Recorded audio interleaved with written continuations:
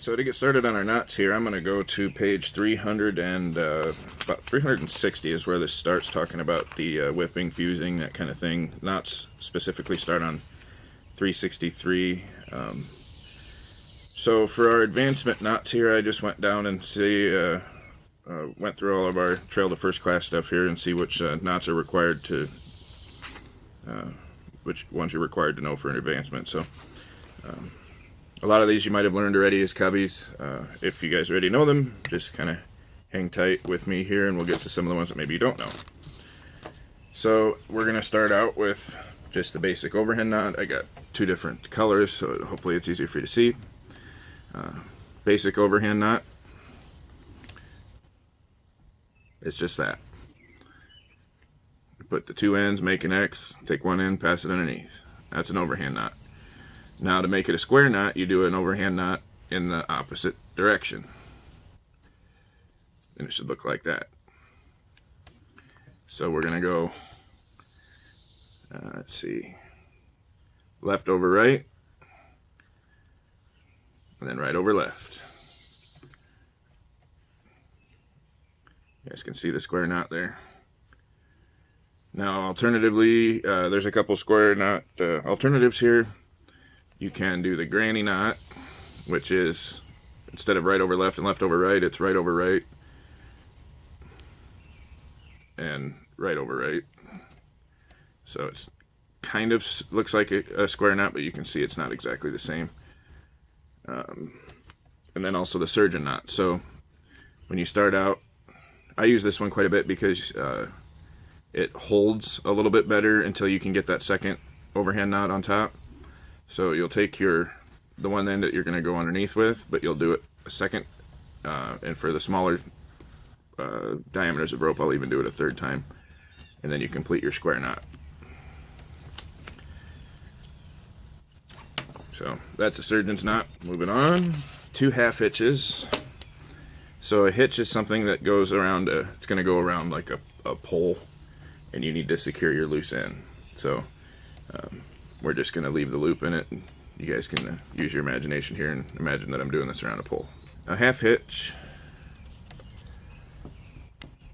is kind of like an overhand knot, except for the loop will be on a post or something of the sort. So show you that again. You just go around and through the loop. And for the second half hitch, you keep going around the same direction and then through the loop that you created. You guys can see that. Tighten the whole mess up.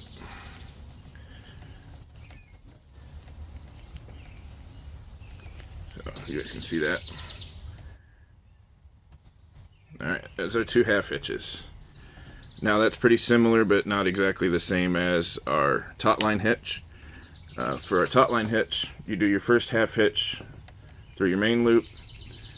You'll actually do another loop, and then you move on the outside for your other half hitch. So what this one's used for, you can see there'll be 3 loops now. So you go through the first time, go through a second time, through your main loop here, and then go on the outside and do a half hitch. This is used for like tent stakes, so you can move the 2 half hitches up your line, making your loop bigger, and it'll still stay taut. Now it's this diameter of rope, it's not going to work very well, but it keeps your line taut, your taut line hitch, so it keeps the loop the same size that you left it. All right, the sheet bend. Let's see if this is in your book. The sheet bend. All right, the sheet bend's the preferred knot for tying together 2 ropes of the same or different diameters, and it is a close relative of the bowline, and which we'll go over the bowline, and can be untied in the same way. So this would be if I wanted to, say, join my paracord with my climbing rope here. So to do that, we'll make a loop, usually in the larger diameter rope, come around underneath, go around the back, and then Let's see if you guys can see that. It's kind of hard to teach this stuff backwards, but I went underneath, through the loop,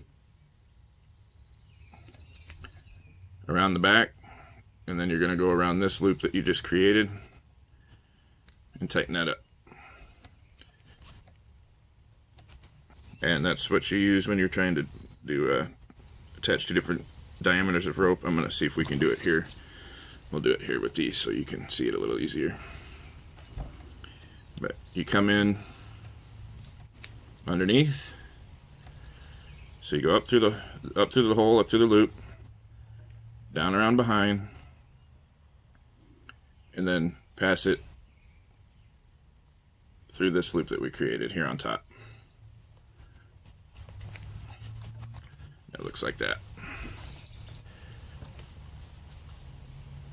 See if I can get it to tighten up. These ropes are kind of slick, so they don't always want to tie a very tight knot. But all right, the bowline is a knot that you can use to create a loop that won't tighten in on itself. So use a knot that tightens in on it, that will not close the loop on itself. This is one that we use for, say, water rescues, that kind of thing. So, or if you're for some reason you have to haul somebody up, like the side of a rock cliff or something like that, you can put this around your waist without it closing in and tightening in. So we're going to make a loop. You can see facing me, so I have the top of my loop on top of my rope. Okay, and then I'm going to go through the hole, around the long end, and back through the hole again. So this makes a nice tight knot here, but it won't close on my loop. So if I wanted to, like I said, if I wanted this to go around somebody, that way I can pull them in without it tightening in. So let's see what the page that's on for you guys. Yeah, that's on page 369 in this version of the Scout book. The timber hitch and the clove hitch is what we're going to work on. The other two that we're going to do. Alright, the timber hitch is a perfect knot to use for dragging a log across the ground. It is also the knot that starts diagonal lashing, and we're going to show you some lashings. And here, I can use my water bottle as an example of a log here. I'm going to try it with the paracord, maybe. So you're going around a log. You're going to cross them over each other. And then you start wrapping one end underneath in between the rope and the log. I'll hold this up here so you can see it a little easier, but see how that works? I kind of wrapped it underneath. Let's see, I'll try it with the bigger rope, maybe easier to see.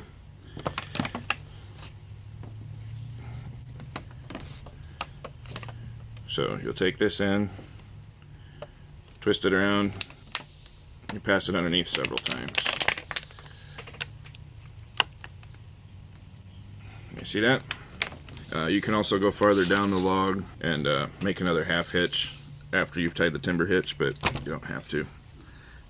It'll stay, the reason you use this when you're pulling logs is because it'll stay secure while you're dragging it from the long end, but to get it untied, grab it from the short end and pull, and it'll come out loosely. So perfect. I can use my water bottle.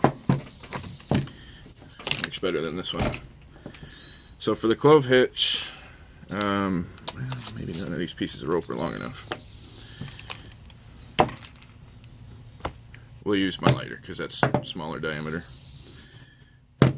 Because this is what you use to start your lashings, and so it'll be around something.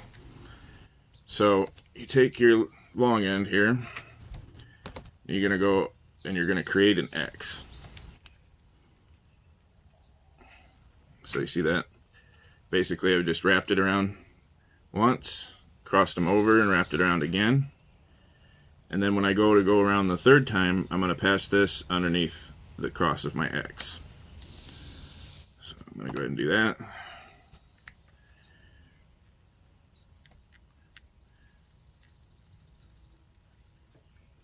So I passed it under the cross of my X. Okay, bunch it up. And there I have a clove hitch. This is also just 2 half hitches that are around the log in opposite directions, but that's the way I tie it, usually by making the X. This one's good because it's a knot that tightens the harder you pull on it. So you use it for lashings, it just gets tighter and tighter.